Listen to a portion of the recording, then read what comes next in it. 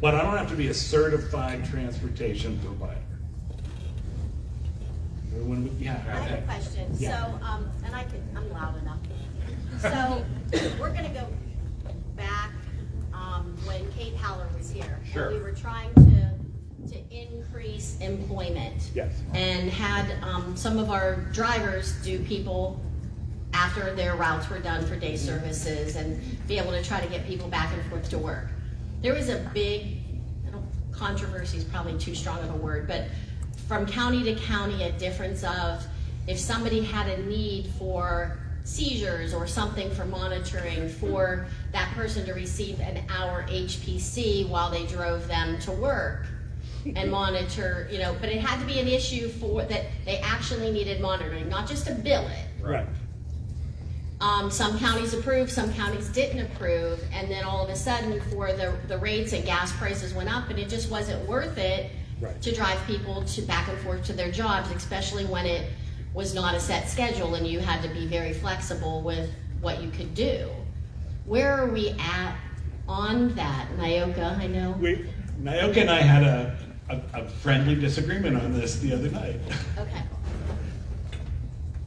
What were you billing? I missed the beginning of what you were saying. So a long time ago, Kate Haller days, we were allowed for employment to do the transportation, whether it was mileage or whatever, it was adapted vehicle, whatever it was, right? But then we were also, if there was a medical need or something like that the individual needed, we had one individual that was blind, so they needed assistance getting on and off into the building. So the staff that was driving was allowed to bill 1 hour of HPC. We had somebody else. What kind of transportation? Because you're talking about Kate Haller. She never had anything to do with No, this was just during a committee. It was just in general with mileage and regular, transport. Okay. Yeah. Do you know if it was NMT or HPC at the time? I think I'm trying to pin down. I think they did. I think it was pretty much both. Okay. Yeah, it was pretty much both, depending on what the service needs were and what kind of a vehicle they needed to go in. So Kate gave you some kind of special allowance to bill HPC while transporting. Correct. I don't know anything about it. Okay, so that can't happen for people that. I would need to go back and talk to Kate. I can't speak to it.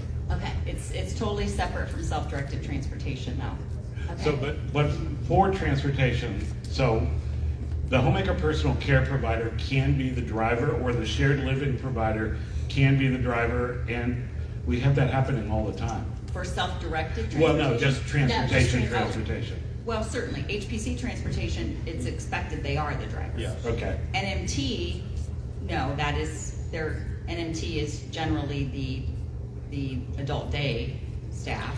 We've got a lot of shared living providers that are NMTs as well. Correct, yeah. So, yeah, But she's talking about HPC staff, right? Yeah. Kathy? Yeah, I'm talking about the HPC staff. She's talking about a general waiver of a rule that I don't know anything about, so I can't speak to it. And it was basically used for just that employment, because it's hard to find someone that's going to be flexible and willing to do it Yep. for sometimes, $8 Yep. by the time if you're billing mileage. So that was kind of that I can't allowance. speak to it. Okay. Yeah. Right. Can't Okay, speak to it. thank you.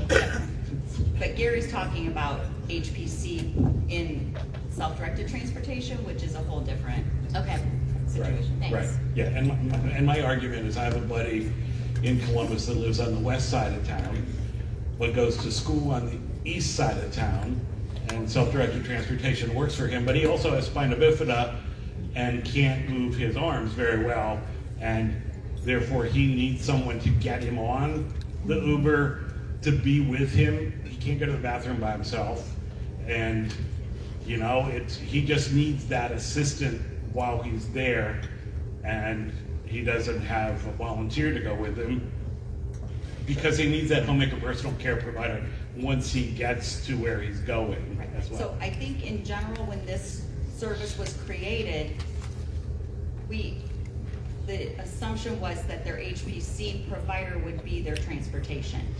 So when you are creating services, you, by rule, by definition, think about it with vocab, you can only have one service. You can't have like services that are duplicative. So HPC, someone who needs a specialized transportation with a staff person, has HPC transportation, or they have NMT, Right. or they have, so specialized transportation, that is not the intent of that service. Right. You mean And self-directed? we're gonna have this debate over a Is drink, that what I but said? What Yeah, I you said, yeah, self-directed transportation. yeah, Oh. my buddy I said, has yeah, a, that's self-directed. my buddy has a master's degree. Intellectually, he can self-direct. Physically, he cannot do the things that need to be done on the trip from Hilliard to the other side of the city. Sure, So I'm not debating that. No. But if the person receiving self-directed transportation needs an HPC person with them, and that means they're receiving HPC, which typically means they're also could be getting HPC transportation. It's a matter of matching the correct transportation service. Right, but he will, again, this is over a drink, Yeah. but because he has a master's degree in education, he wants to use public transportation. For his well-being, he's a teacher. Mm-hmm. He needs to pull up to school in an Uber or a Lyft. You know, so we'll talk. We'll talk. No, that's a good question. This isn't. Doesn't mean Medicaid's gonna pay for it, Gary. That's- It's just a question of we're looking to increase employment, Well, and how we're gonna fundamentally get people there, so. And, Exactly. Yeah, I'm gonna add to that a little bit, Kathy, and then again, if we're really talking about, in our system, about person-centeredness, and how do we get there, right? How do we make these things happen? And I would encourage everyone, when these rules come up for review every few years, to pay attention to that stuff.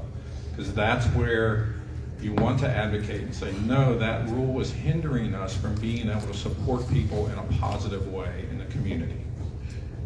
Are there any other questions? Is there any place you want to go?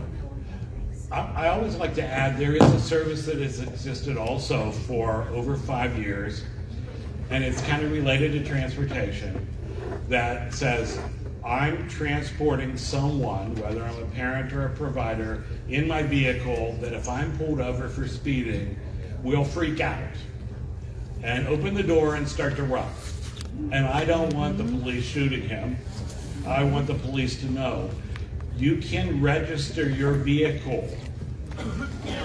It's through, it was because of the director of OOD, Opportunities for Ohioans with Disabilities, who has a son with autism, who was pulled over, and when he was pulled over, he immediately reached for his glove box, which to the police means, Okay. okay, what's he reaching for?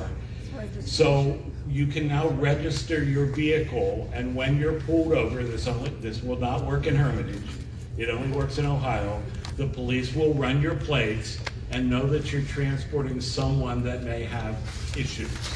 And they're gonna be prepared when they come to the car. They'll know in advance. Technically, it's for someone who has a communication challenge, but it could be any disability. Your doctor, there's a form, a doctor has to document that you actually have a disability, and you're made aware.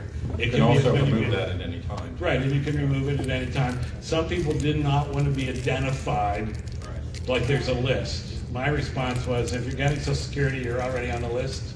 If you're getting DD services, you're already on a list. This is voluntary, and you have to self-identify. Anything else?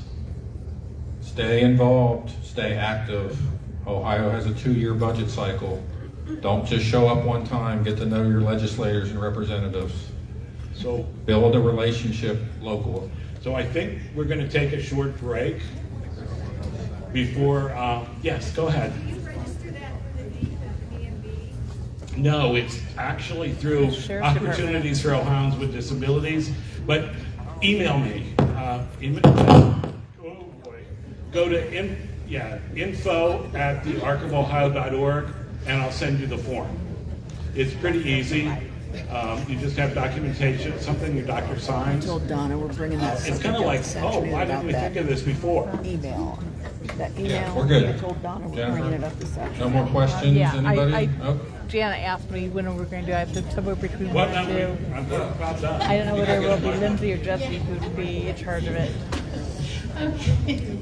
Thank you so much, Gary and David. got 10 copies of And we're going to take a quick break before our lovely Karen Bedino comes on so that Shay and Jim can check this This all is out. the email. And my microphone. The first one. Are we on? And No, we're not. the second one. Okay, please feel free to check out the And vendor the second one. tables. the And then we'll correct call you it, back in which just a is few not minutes. Thank you. And then these are all statements from people that have tried to go on 5 pages of statements. And that's not all I could get given them, because I could give them all the codes. I could give them probably 75, 100. Oh, yeah. I'm glad it wasn't just me because I was like, I tried to do it. Did you try to do it? oh yeah. And it And scrolled it just on kept this so back. point aloof. And I'm like, It just okay. keeps- So did I, like you said, did I miss something?